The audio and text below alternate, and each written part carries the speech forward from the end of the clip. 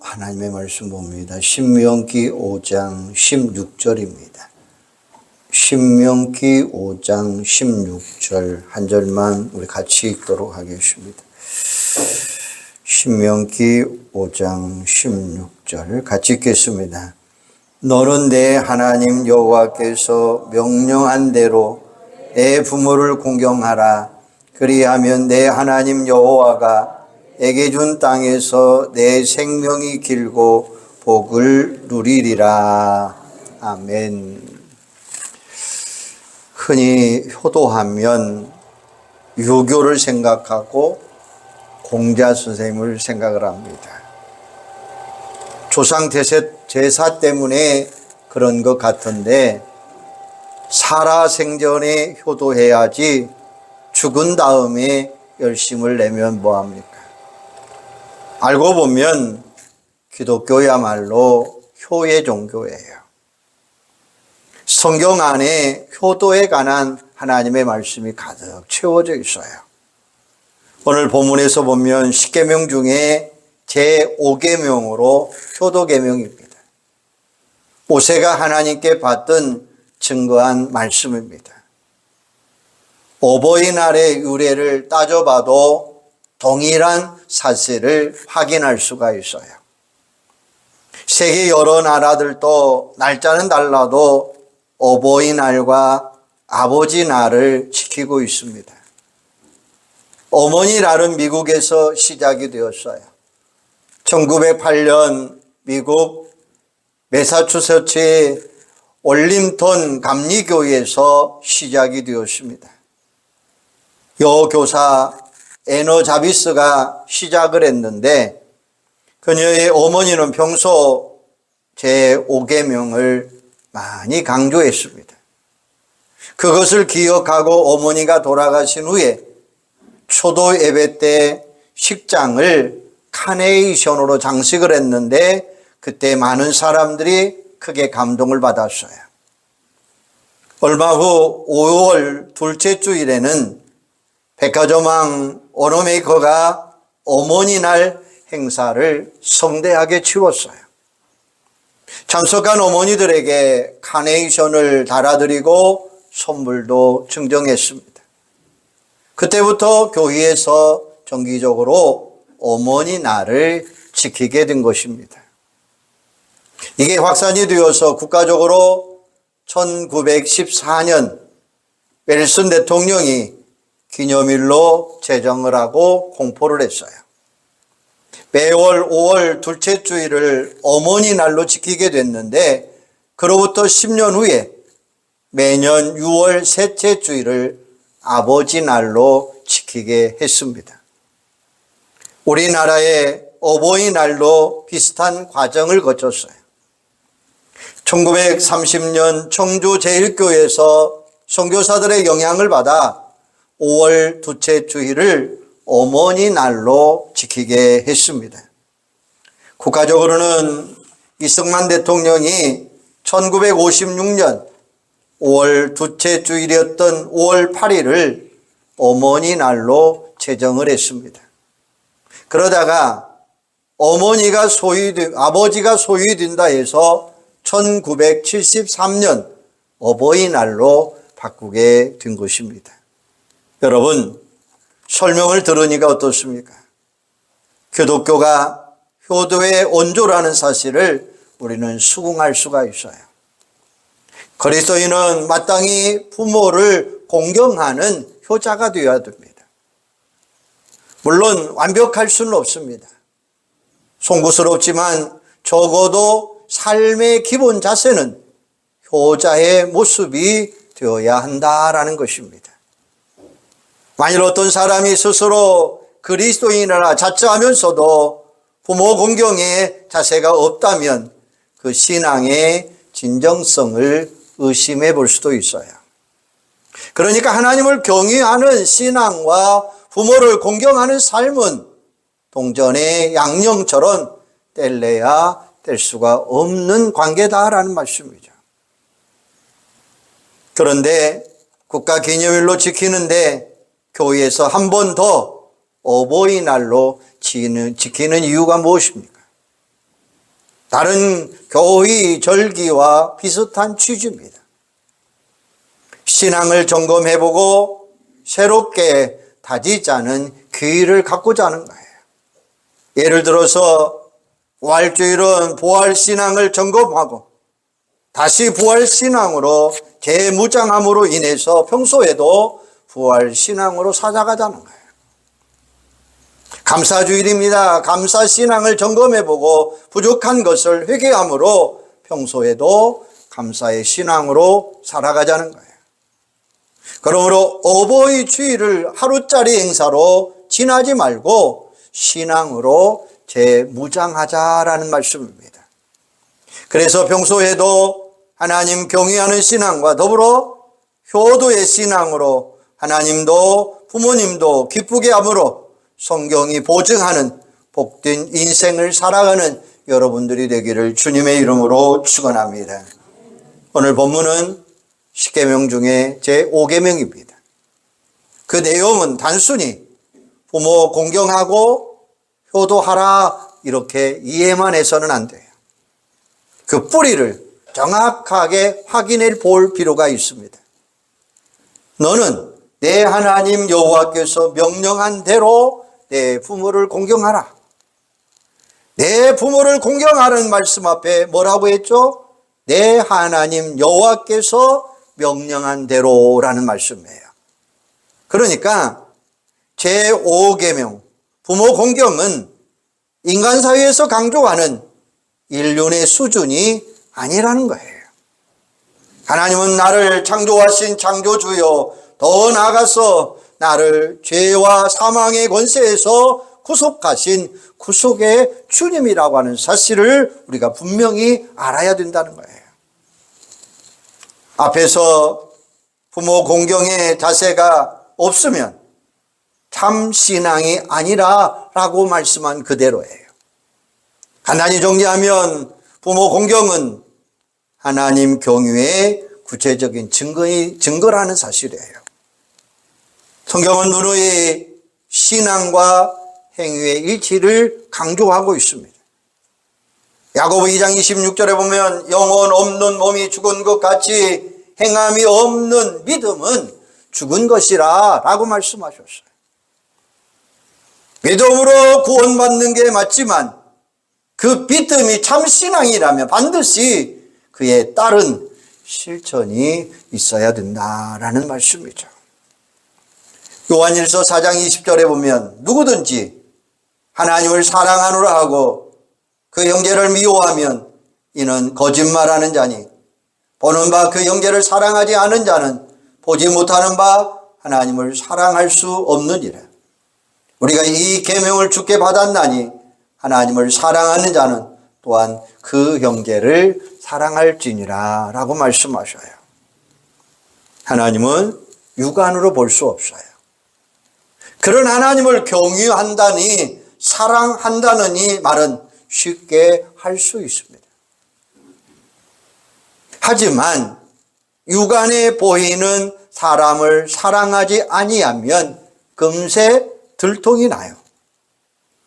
하나님 사랑, 이웃 사랑은 따로따로 뗄 수 없다라는 말씀이죠. 이런 사실을 확인하기 위해서 우리에게 십계명을 우리에게 주신 거예요. 오전에도 말씀드렸어요. 십계명은 두 가지 분류로 나눌 수 있는데 1계명에서 4계명 그리고 5계명에서 10계명. 1계명에서 4계명은 하나님과 인간 사이의 관계를 이야기하고 있고 그 다음 하나님의 사랑을 규정한 수직적인 계명이에요. 다른 신을 섬기지 말고 오직 하나님만을 섬겨라. 우상을 만들지 말고 잘 하나님을 섬겨라. 하나님의 일을 망령되게 부르지 말라. 그리고 안식일을 잘 지키라라고 말씀하셨어요. 5계명에서 10계명은 인간과 인간 사이의 관계에서 지켜야 할 대인관계라고 말해요. 그러니까 인간 사랑의 규정을 수평적 계명이라고 이야기할 수 있어요. 하나님이 우리를 구원하기 위해서 십자가를 사용하는데도 이런 의미들이 담겨 있다고 하는 사실이죠. 십자가 사랑은 하나님과 하나님의 사랑과 인간 사랑을 포함하고 있다고 하는 사실을 보여주고 있어요. 그래서 5계명부터 10계명은 내 부모를 공경하라, 살인하지 말라, 간음하지 말라, 도둑질하지 말라, 거짓 증거하지 말라, 내 이웃의 소유를 탐내지 말라라고 말씀하고 계셔요. 이와 같이 대인계명에서 제일 먼저 나오는 게 바로 5계명 부모 공경입니다. 너는 내 하나님 여호와께서 명령한 대로 내 부모를 공경하라. 그리하면 내 하나님 여호와가 내게 준 땅에서 내 생명이 길고 복을 누리리라 라고 말씀하셔요. 잘 보면 5계명이 다른 계명과 비교해 볼 때에 특이한 사항이 두 가지가 있어요. 하나는 인간관계에서 지킬 수평적 계명 중에 첫 번째 나오는 계명, 또 하나는 약속이 붙어 있다는 사실이에요. 다른 계명들은 통으로 묶어서 그대로 지키면 되는데 오늘 5계명에 보면 천대까지 복을 누리리라 라고 말씀하셔요.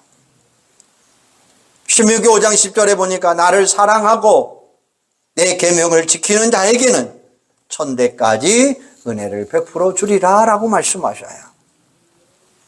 1계명에서 10계명까지 모두 다 해당되는 약속이죠. 이에 비해 오늘 신명기 5장 16절은 5계명을 지키는 자에게 특별히 주신 약속이죠.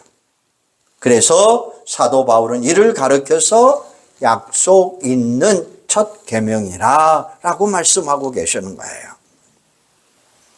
내 아버지와 어머니를 공경하라. 이것은 약속 있는 첫 계명이니 두 가지 특이한 사항 중에서 하나는 첫 계명, 하나는 약속이 있는, 이렇게 이야기했어요.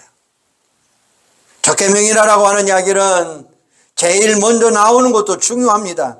여기서 부모 공경은 하나님 경외 신앙에 바로 연결된다라는 말씀이죠. 종교개혁자 마틴 루터는 부모는 하나님 다음으로 높여드려야 한다라고 이야기했어요. 그리고 6계명에서 10계명까지 인간 사회에서 필요한 모든 계명들의 기초가 된다라고 하는 사실을 암식시켜주고 있다고 하는 사실이에요. 부모 공경, 바로 기본적인 것이고 심성이 착해서 가정이나 사회에서 문제를 일으키지 않는 게 바로 부모 공경하는 자들의 삶이에요. 반대로 부모를 거역하는 사람은 거칠고 난폭하고 어디서나 문제를 일으킬 수 있는 가능성은 많이 있다는 거예요. 현대사회에서 인륜이 무너지는 데는 다 이유가 있습니다. 바로 거기에는 부모 공경이 무너져 버려 가기 때문에 그런다는 거예요. 그리고 거슬러 올라가면 하나님 경외하는 신앙이 무너져 버렸기 때문에 모든 것이 파괴된다라는 것이죠. 홍일식 고려대학교 전 총장님의 이야기입니다. 그분은 효도 운동을 벌리는 분이에요. 오래전에 미국을 방문했을 때 한인 식당에 가게 되었습니다. 손님이 많은 것을 보고 주인에게 덕담을 노려놔요. 장사 잘 되죠? 라고 이야기했어요. 주인은 어두운 표정으로 말하는 것이었습니다. 잘 되면 뭐합니까? 왜 그런지 물었어요. 사연은 이것이었습니다. 이틀이 멀다 하고 흑인 불량배들이 몰려와서 행패를 부리는 것이 죽일 지경이라는 거예요. 그래서 홍 전 총장이 묘안을 알려줍니다. 특별한 날을 정해서 이벤트를 한번 해보세요. 노부모님을 모시고 오면 원하는 대로 음식을 무료로 제공하면서 부모 공경을 한번 가르쳐 보세요 라고 이야기했어요. 이 말을 들은 식당 주인은 시큰둥한 표정이었습니다. 그런데 수년이 지난 후 다시 그 식당에 갔을 때 알아보고 반가워하면서 지난 이야기를 하는 거예요. 정말 감사합니다. 그때 말씀을 듣고 저는 솔직히 시큰둥해 있습니다. 그런데 딱히 대안이 없어서 자포자기 심정으로 포스터를 붙이고 광고를 하게 되었습니다. 또 부모를 모시고 온 흑인들에게 음식을 무료로 후하게 잘 대접을 했어요. 그랬더니 본인들도 부모님들도 모두 다 좋아하더라는 거예요. 그러면서 점점 행패가 줄어들더라는 거예요. 심지어 다른 동네 흑인 불량배들이 와서 행패를 부리면 그 동네 흑인들이 달려들어서 보호를 해준다는 거예요. 그래서 이제는 장사 잘 되고 있습니다 라고 말을 하더라는 거예요. 여러분, 무슨 말입니까? 부모 공경이 인륜의 기본이 되기 때문에 이것만 지키면 가정의 질서가 잡히게 되고 더 나아가 사회, 국가, 세계의 질서도 잘 잡힐 수 있다는 거예요. 그러니까 부모 공경의 신앙을 실천하면 나도 살고 남도 살고 세계를 변화시킬 수 있다는 거예요. 이렇게 좋은데도 많은 사람들이 부모 공경을 소홀히 하니까 하나님이 안타까워서 약속을 붙인 겁니다. 당연한 일이지만 인센티브를 더 주시겠다는 거예요. 이로써 내가 잘 뛰고 땅에서 장수하리라. 부모를 공경하는 자에게 형통의 축복과 장수의 축복을 주시겠다라고 말씀하고 계셔요. 성경 인물들 중에 기억나는 사람, 이삭, 요셉, 룻 같은 사람들. 이삭은 아모리산의 모리아산에서 아브라함이 번제로 드린다고 해도 순종할 만큼 대단한 효자였습니다. 그래서 그런지 그의 생애는 형통하는 삶의 세계였습니다. 요셉이나 룻도 부모에게 공경을 잘함으로 인해서 놀라운 축복을 누린 사람들입니다. 그러므로 여러분도 하나님 경외하고 부모 공경하시기를 바랍니다. 아울러 자손들에게도 이 신앙 꼭 가르쳐 주시기를 바랍니다. 어떤 때는 엎드려 절 받는 것 같아서 어쩌건 하지만 성경에 올리니까 담대하게 가르쳐 주시기를 바랍니다. 그래서 자자손손 하나님을 기쁘게 하고 약속하신 축복을 누리는 가정들이 되시기를 주님의 이름으로 축원합니다. 그러면 구체적으로 어떻게 부모 공경하며 실천할 수 있을까요? 공경한다라고 하는 이 말은 의미심장해요. 히브리 말로 카베드라는 말이에요. 바로 무겁다라는 거예요. 이것을 간, 우리 육체, 우리 심장 속에, 우리 육체 속에 있는 간을 가리키고 있습니다. 인체의 기관 중에 간은 아주 무겁고도 중요해요. 그러니까 공경한다라는 이야기는 무겁게 여겨라, 중요하게 여겨라 라는 뜻을 가지고 있어요. 이런 뜻을 고려하면서 부모 공경의 방법을 생각하고 각자 상황에 맞춰 부모 공경을 훌륭하게 실천할 수 있다는 거예요. 여러 가지가 있겠지만 저는 세 가지만 말씀드리고 싶어요. 첫째는 부모님을 존경하시기를 바랍니다. 아주 어렸을 적에는 무조건 부모님을 따르는데 조금씩 커지고 사춘기가 되면 부모님을 모습을 보면서 판단도 하고 심지어 무시하기도 합니다. 이런 모습은 하나님이 아주 싫어하는 모습이죠. 부모는 하나님이 나를 위해 지상에 대리자로 보내신 분이십니다. 하나님을 대신해서 나를 보호하고 나를 사랑으로 양육하는 책임자입니다. 세상 기준으로 보면 혹시 부족할지 몰라도 어쨌든 나를 위해 그리고 나에게 맞춰서 보내주신 분이 누구냐? 우리 부모님들이에요. 그러므로 어떤 경우에도 부모님 존경하고 사랑하시기를 바랍니다. 하나님 경외의 신앙이 없다면 혹시 철부지 짓을 할지는 모르지만 적어도 하나님을 경외하는 그리스도인들은 절대로 그래서는 안 된다라는 사실입니다. 오래전 KBS에서 방송되었던 동화 행복한 세상이라고 하는 작품이 있었어요. 그 작품 가운데 세상에서 가장 아름다운 모습이라고 하는 제목이 있습니다. 남편과 사별하고 딸 하나를 키우는 어머니가 있었어요.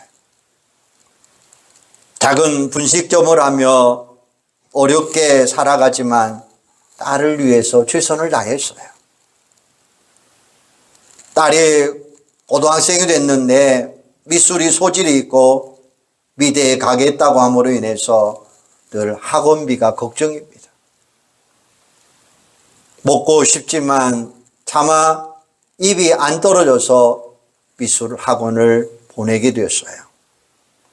그러던 어느 날 장대비가 쏟아집니다. 깜짝 놀라서 우산을 챙겨 들고 급히 학원으로 달려갔어요. 막상 도착하고 자신의 행세를 보니까 앞치마에는 밀가루가 더덕더덕 붙어 있었습니다. 정말로 꼴물건이었습니다. 한창 예민할 때에 엄마를 부끄럽게 생각하지 않을까라고 걱정하는데 학원이 있는 2층에서 딸이 내려다보는 것이었어요. 엄마가 손을 흔듭니다. 그런데 고개를 돌리더니 나타나지 않는 거예요. 오래 기다려도 딸은 나오지 않습니다. 엄마는 그냥 발걸음을 돌릴 수밖에 없었어요. 엄마는 미안하기도 하고 속상했어요.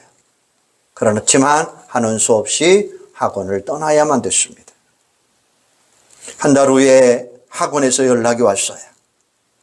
미술 전시회에서 딸의 그림이 바로 대상을 차지하게 되었다라는 거예요. 그 딸의 작품은 세상에서 가장 아름다운 모습이라고 하는 제목이었습니다. 그날 우산을 들고 서 있는 엄마의 모습을 그린 거예요. 그날 엄마의 모습을 보고 그림을 그리고 그려다 보니까 나오지 못하게 되었던 거예요. 엄마는 딸을 얼싸안고 기쁨의 눈물을 흘렸고 아름다운 행복의 모습을 그려놓은 엄마와 딸의 이야기였습니다. 간혹 성장 과정 중에 부모를 부끄럽게 여긴 경험이 있는 사람도 있습니다. 혹은 부모에게 상처를 주는 사람도 있습니다. 하지만 그 어떤 경우에도 부모님은 하나님의 대리자는 사실과 자식을 지극히 사랑한다는 사실은 변함이 없는 줄로 믿습니다. 그러므로 우리는 부모님을 무조건 존경하고 그게 하나님 경외하는 그리스도인의 미덕이 되는 줄로 믿습니다. 두 번째는 부모의 은혜에 감사하시기를 바랍니다. 부모는 자식에게 최선을 다합니다. 사악한 부모가 더러 있지만 지극히 애의적인 거죠.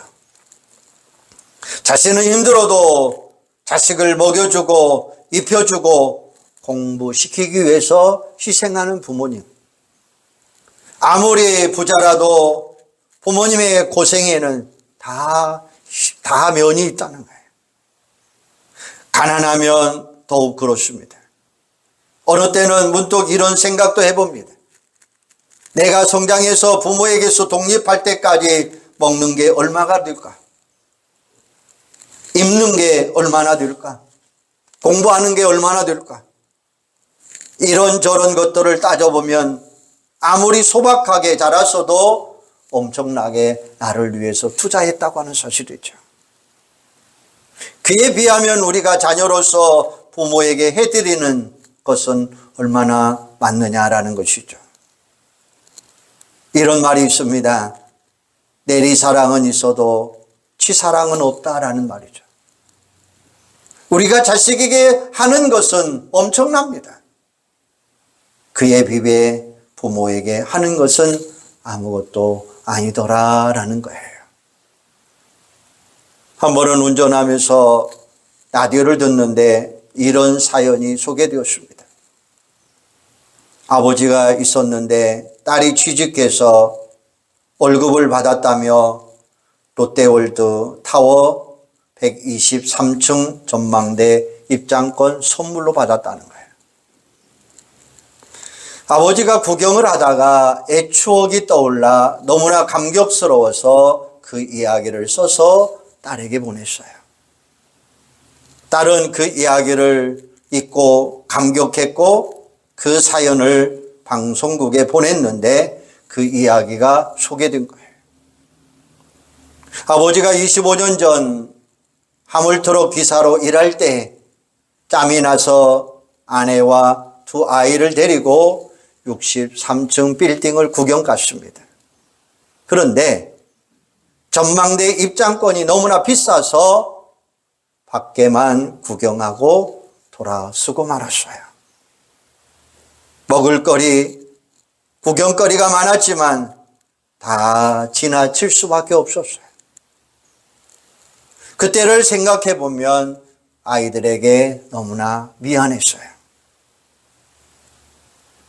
무리해서라도 구경시켜줄 걸 하는 이런 마음이 후회스러운 마음이었어요.